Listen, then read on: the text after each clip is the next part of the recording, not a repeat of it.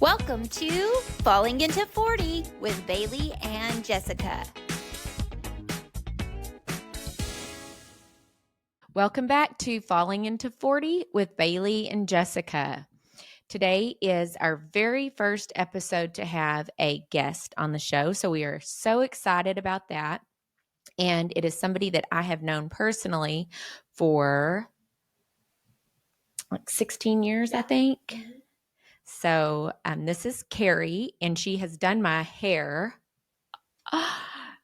for 16 years, but in those 16 years, she has become a very good friend, and we have shared lots of good times and bad times, triumphs and losses, and really grown to know each other on a deeper level. And she has a lot of wisdom. And so Bailey and I thought that we would have her here today and just listen to her and see what she has to say. So welcome. We're so glad you're here, Cari. Thank you. I wouldn't say I have wisdom, but I have been through a lot of things, and I love to share what God's done in my life. So my name is Cari, and I have a husband that I've been married for 19 years, almost this summer. And we have 3 boys, and my oldest is 20. My second one is 15. No, he just turned 16, and then 12. So all boys. Yeah, and I've been doing hair for also going on 19 years. In fact, we have been pregnant at the same time as well. So anyway, lots of good stuff and lots of things shared. But we invited Cari here specifically today to talk about some of the things that she's gone through when it comes to parenting. And Bailey and I have talked about how it's a real struggle. And so many of us walk around looking at other people thinking that everybody's got it together all the time. And social media plays into that quite a bit. And we understand that people don't want to post all the bad things that happen, but we also want people to know that life happens and it's hard and that you aren't alone. And that's one of the things that we really want to focus on. And Cari has a testimony when it comes to that. So I think we'll just start out. Cari, tell me a little bit about your first pregnancy and how old you were and just kind of how your story started with being a mom. So my story started whenever I was 18. I got pregnant at the very end of my senior year. And I was very involved in cheerleading. I got like a scholarship to get to go to, it probably just paid for my books, but I was planning on going to college as a cheerleader. And the very end of my senior year, I got pregnant. And so I was 18 at the time, and I ended up having him at 19.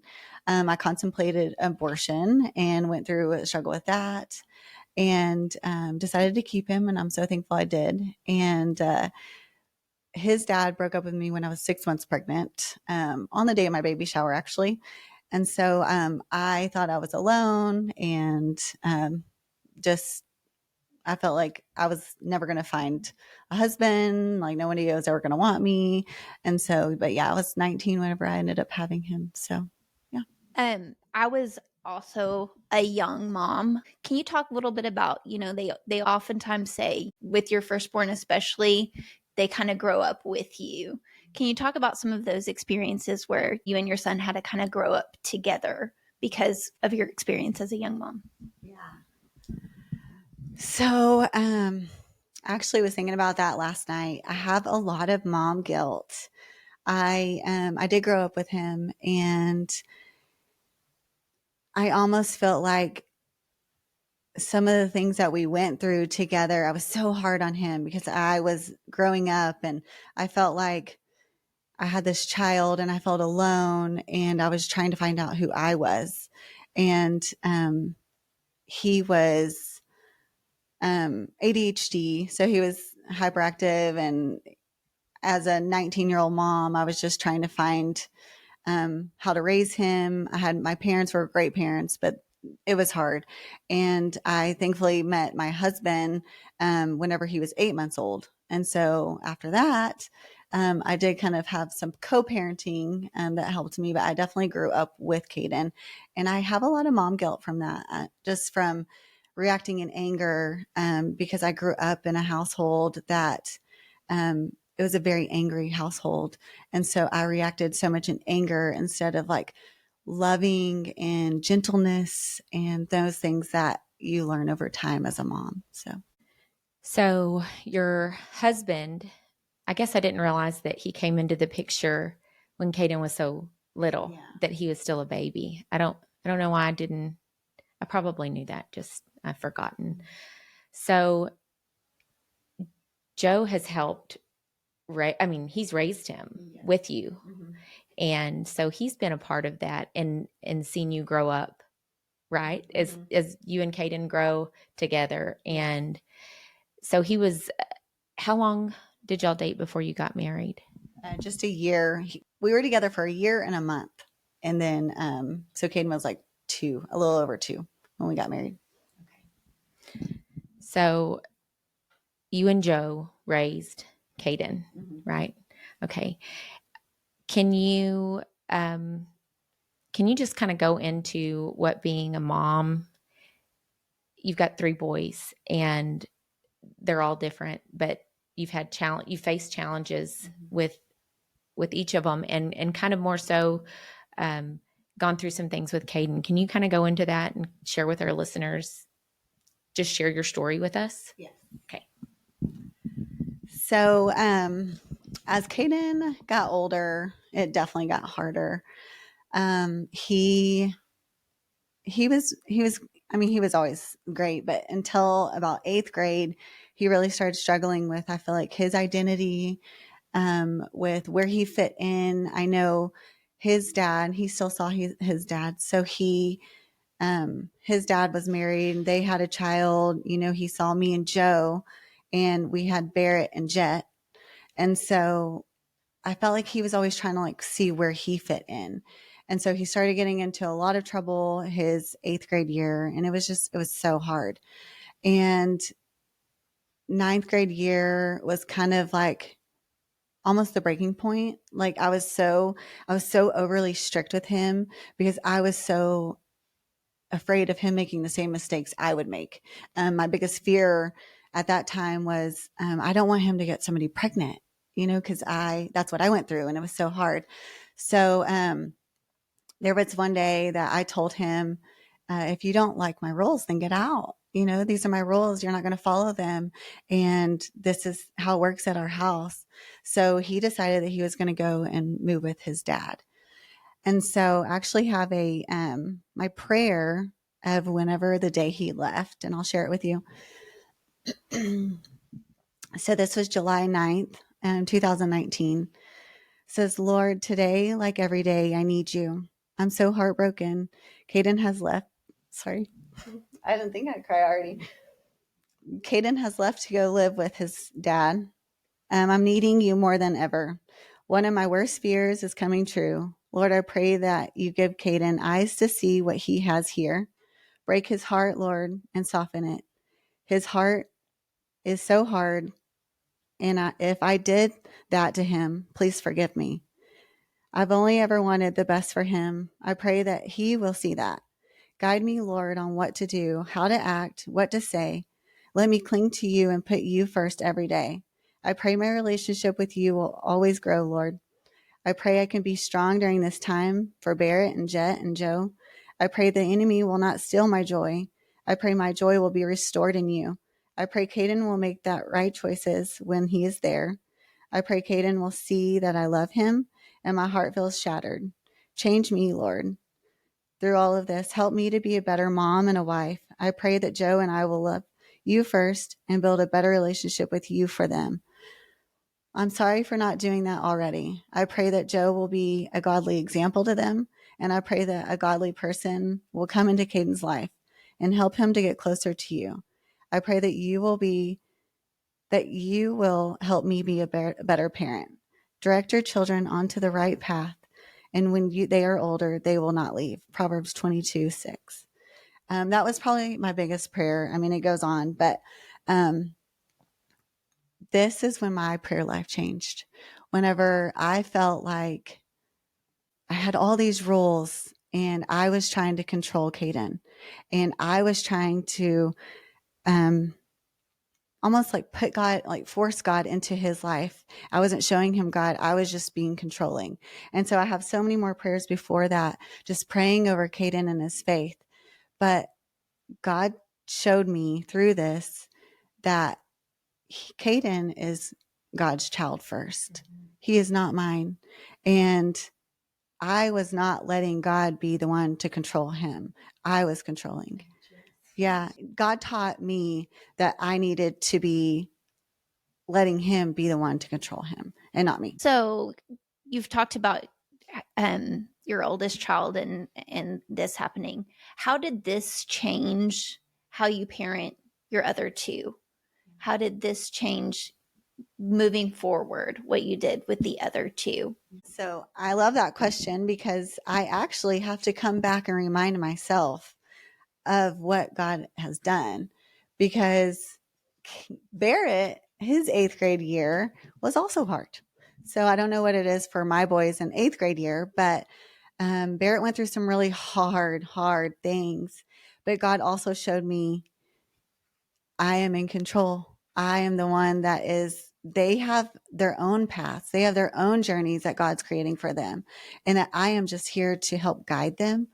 And teaching my boys now, I'm not so hard on them. I'm not overbearing to them as I was Caden. And so because God showed me through all of my many fears that I had, that he is in control and he's got them. So sometimes out of fear, we do try to control what we think we're controlling anyway, but we know in all reality we aren't in control, right? Because God is the one who, he's the master, he's our Lord, he's sovereign, he's almighty. And so when Caden moved out, you were enforcing the rules and being, in your words, would you say like overbearing, just really hard because you wanted him to do the right thing out of fear that he would get somebody pregnant or make the same mistakes that you had made, right? Something with that. I also was in such fear of what other people thought. Caden was doing this, and in other people's eyes, that was so bad. And sadly, some people their kids were also going through those things. They just didn't know. And so as a parent, you feel like you're the only one in it. And so I'm like, why aren't these other parents watching or caring about what they're looking at, what they're doing, checking their phones? And I felt like I was all alone. And so my fear at that time was also how other people were going to judge me as a mom, especially since I was a teen mom already. And so that was also another fear that I was trying to control Caden, because I was like, no, you need to be this kid, this perfect kid that does all these things in this order because that's what you're supposed to do. And if not, then I was a bad mom. And I think that this is a really good reminder that everybody's walk is different, and there comes a time when we don't make the choices for our children. They're in charge of themselves ultimately. If and when, I think I should say, they do make a mistake, and maybe a big one. We hope not, but they have to learn from that. We can't teach them those lessons. We can try to do our best to teach them right from wrong. But personally, I made a lot of mistakes. I mean, my list goes on and on and on. And I don't regret those mistakes because I learned from them, and I wouldn't have the walk that I have today without those. So I think with hearing about that and thinking about worrying about what other people thought, which is hard. We all do that. I mean, we may say we don't, or it's something that I have to work on. I have to remember that when I make a choice for my children, or my children are making choices, that that's us, that's our family. And it really has nothing to do with anybody else. And unfortunately, the way it works is people are always going to want to talk, and I mean, it's just human nature, and I'm guilty of it too. I'm sure of saying things that I absolutely shouldn't have said before, casting judgment on people when I had no right to do so ever. But it's always a good reminder that we don't know what's going on. And I'm glad that you're here sharing this today, because there's people that need to hear they're not alone. Parenting is so hard. So can you share a little bit about what happened with Caden as he began to live with his dad and that journey? Going back to what you said about with the other two, with how I do things different with them, kids are going to make mistakes. I always say good kids make bad choices. And something that I've learned with Barrett is he's going to make those mistakes. And I actually want my kids to make those mistakes while they're under my roof, because I get to be the ones to help them and walk them through it and show them that God still is there. He loves you. He is a redeemer. He is so merciful and graceful. And I want to show them that even when they do mess up, that they still have a loving father that is going to love them through it. And I'm going to love them through it, because they are going to make bad choices. That's just part of life. That's wonderful. They are going to make mistakes. Yeah. And we do want them to make them while they're with us, because we want to be able to guide them through that. My question was, once Caden moved out for that period of time, what started happening then? While you had prayed that day, it broke your heart, but he moved. Start us at that point in the journey. Okay. Yes. So I won't read any more of my prayer journal, but I went through this, and Caden did come back. So Caden moved back. He's coming back to visit us for Thanksgiving, and he went through some hard things there, and I wasn't the one controlling him, and obviously he needed to go through some hard things. So he moved back the Thanksgiving of, I guess, 2019, and he came back, and it was hard. It was hard. And I went through probably a very deep depression for about 2.5 years, just dealing with Caden and the mental state that he was in, the struggles he had in school. He hated school, and he was so smart, so smart. And he was starting to make some bad friends. He had some really good friends, but he quit football. And so they went to lunch together and had to do lunch together. So he made new friends. And so he started making some really bad choices where he was skipping school all the time. I have never been in a position, and this sounds really bad, so hopefully I won't get too many judgment calls for this, but I started to not like my son. I would cry to Joe all the time saying, how can a mom not even like her son?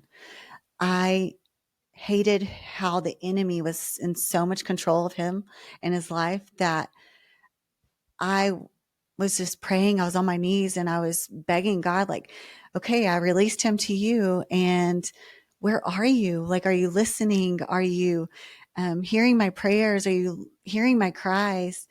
And I remember going to a Women of Joy conference, and Jenny Allen was speaking.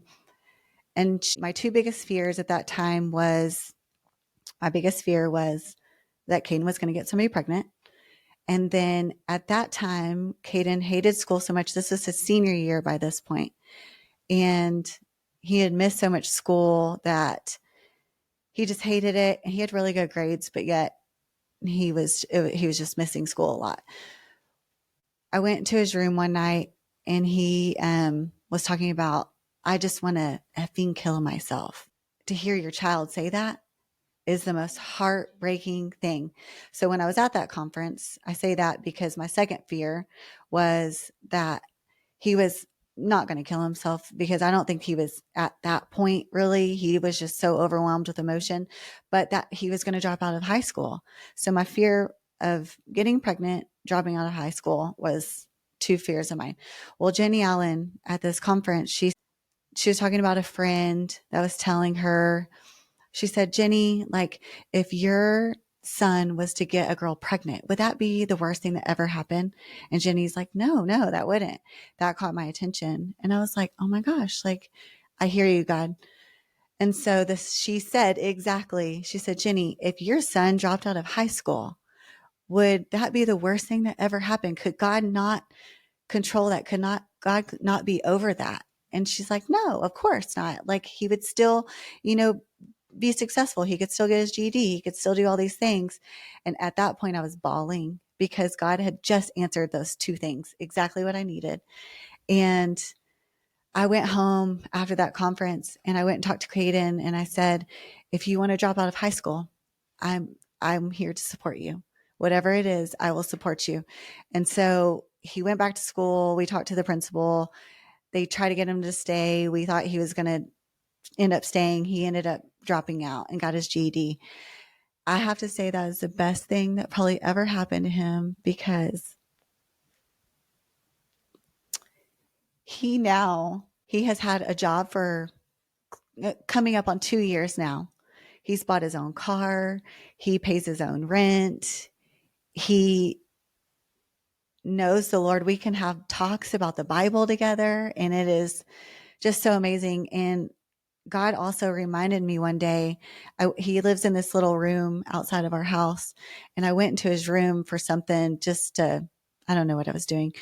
And on his desk was his computer, and it was a little journal, and it said goals. And his first thing was he has goals for money. He's trying to like save money. And his first goal was that. And then his second goal was to always give back to God and put him first.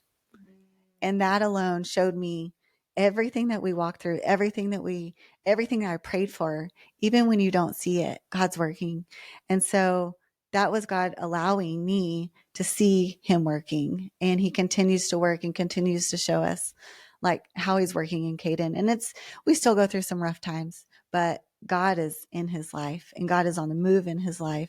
And he is a testimony of even whenever you feel like you don't like your kid or you have no relationship with them or you feel like they are so off track, they are never too far gone for God, and that they might just need a little bit of help like guiding them back. But he is doing so amazing, and I'm so proud of him.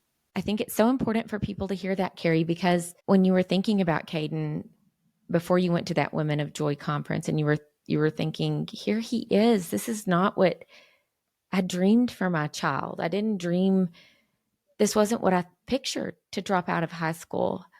And as a mom, and I'm not there yet with that age, I've got a 10 and a 12-year-old.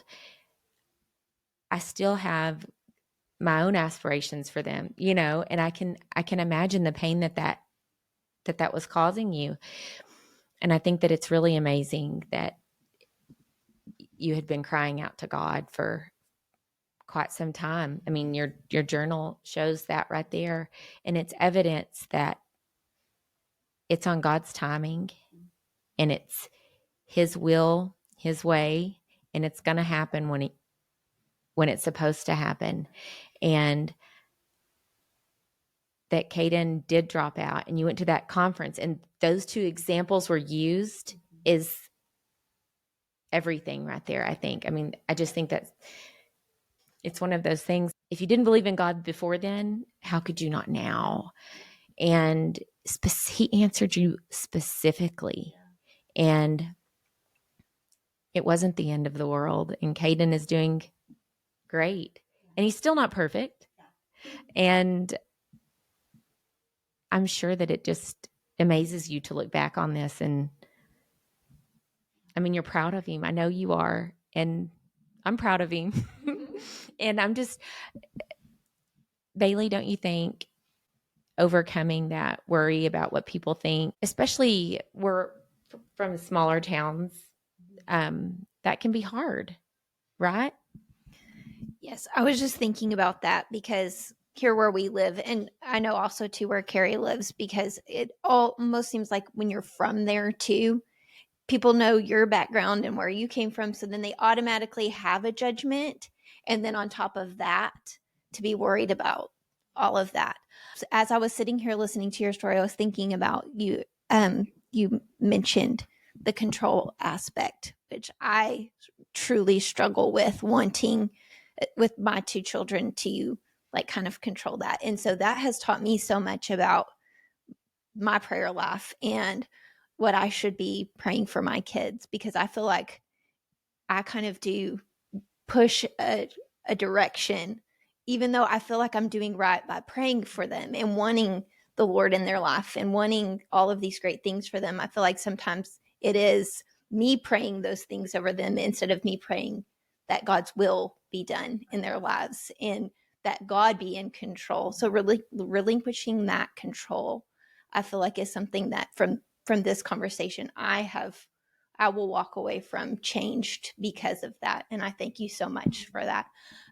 So you have mentioned his success right now, but how is y'all's relationship right now? Like what type of mother-son relationship now that he is an adult do y'all have right now? So now I feel like really when any of my kids do anything, I always say, okay, Lord, like these are your kids. Like you're going to mess with them. You can do whatever you want with them because you're going to do it anyway. So, parenting now with Caden and our relationship is he's kind of a hard kid anyways. He's very goal driven. He is very strong minded, and our relationship is very good. I mean, he respects me and he truly knows why I was the way I was with him. He actually gives me a hard time on how I parent Barrett and Jet now. And so he's like, you're so much harder on me.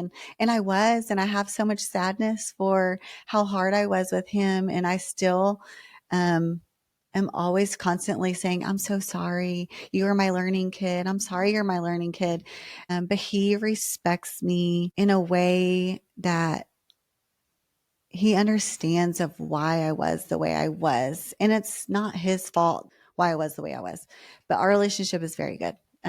He's just a different kid. He's not very social. I've talked to so many moms about their kids being social and not social or overly social, completely antisocial. And I think what it comes down to is we still worry, right? You want them to have this perfect balance all the time, but they're their own person. And it sounds like to me that he's doing a great job and you've done a great job, and that mom guilt is real. I think my kids are close in age and I have mom guilt over things, and it's just hard. It's hard. And I can see, he grew up with you, but I think that he's obviously an amazing human being because of you and because of those prayers that you prayed for him. So while it was hard, here you are, you're now on the other side of the battle, like the parenting battle, because you're not really having to parent him anymore. You have a friendship now and he respects you. I mean, that's great. It's just a whole nother phase, right? I do have one last thing. So looking back, Jessica said you're on this side of the battle now. Looking back at your journey, is there anything that you would change about the journey? I feel like this is one of my many testimonies, and with everything I've gone through, even the hardest, when you're in it, you feel like it's the hardest battle and that you don't know, you're drowning. You feel like you don't ever know how you're going to get out of it. That's how I felt when I was in it.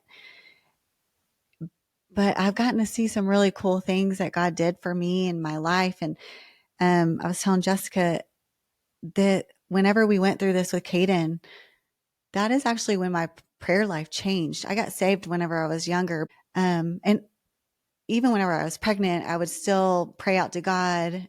I had a relationship with him then, and I was like embarrassed about it, that I was pregnant and all that. But God sent me Caden for a reason, and it changed my life. And I don't regret anything I've gone through. Not with Caden, not with anything I've ever gone through, because God is going to pick you up. And I feel like sometimes we have to go through some hard things for God to grow us. And I feel like God was not only to change me in my prayer life, but it was to change Caden and to show that I might have failed him whenever I was younger, but God will never fail him.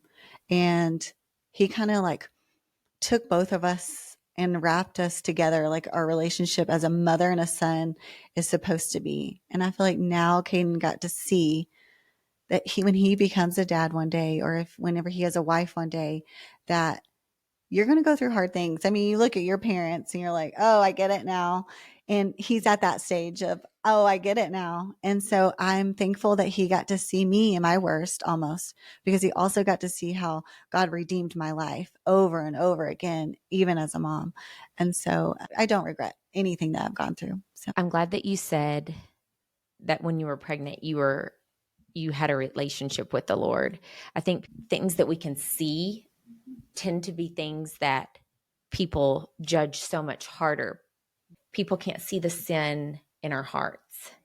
And so when there's a physical, you being pregnant and you were not married and you were 18, but you still had a relationship with the Lord. And I think people need to remember that we shouldn't make assumptions that we know nothing about. I love how my story even can come full circle with the sin in my life that I had, because our church has a thing called Embrace Grace. Yes. And I get to help with Embrace Grace. And this is a ministry that our church does, that you get to walk with teen moms that do feel like they are not lovable, that they are condemned by God, that nobody is there for them. And we get to love them, and not only us love them, but we get to show them that they are worthy. And they are the daughter of the king is their like logo. And I wish I would have had that, because I was kind of shunned a little bit from some people at my church, but I also was wrapped in love by our youth pastor, our college age pastor then, and his name is Matt and Jennifer Wilson. So they are the biggest testimony in my life, and they loved me through it, and they showed me that even through this, being pregnant as a teenager, God still loves you. And if it wasn't for that too, then I don't know where I'd be actually, or even as a mom, I didn't have my relationship with God. And that's humbling. I mean, God is good. He loves you. He loved you then. He loves you now. And for you to be a part of such a ministry is amazing. And I'm glad that they have that. And I'm glad that you had Matt and Jen to mentor you and to just build you up. And we need to remember that. We need to remember that we don't know what's going on in people's lives. We all have sin, and we all have different battles. So, but thank you for coming and visiting with us and sharing that. It's important. I think what I'm going to take away is my prayer life as well, that I'm not in control, and that my children are not my children. They're God's first. And so they're on loan. They're on loan to me and my husband. So I thank you so much, really. And I'm so thankful for Caden and all that God has done for him. To walk away from a conversation feeling changed is just such a gift. And I'm just so thankful that we could have you today, and that you could share your story and your testimony, and just that full circle moment. Like, I got chills too, because to be able to use what you went through that was so difficult to help others who are going through the same thing. So thank you so much. I love it. Well, thank you for listening in today. We hope you enjoyed it, and we hope that you got something from it, and that you know that you are not alone, whatever season that you're in, whether it's a parenting hardship, whether it is being pregnant and young, or pregnant and old. We have friends that have done that too. Parenting, period. And just anybody that's battling anything, addiction, just anything. You're not alone. God loves you, and we love you, and we'll be back soon. Thank you for tuning in with us on today's episode of Falling into 40. You can find us on Spotify, YouTube, and Apple Podcasts.